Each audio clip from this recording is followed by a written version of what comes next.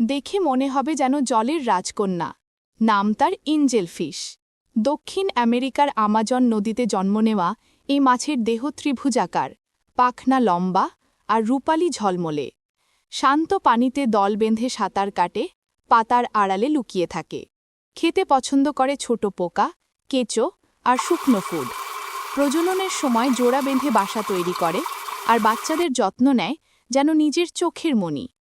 অ্যাকোয়ারিয়ামের সবচেয়ে জনপ্রিয় মাছ। একে বলা হয় the elegance of fresh water aquarium. উৎপত্তি ও বিস্তৃতি অঞ্চল ব্রাজিল প্রাকৃতিকভাবে পাওয়া যায়।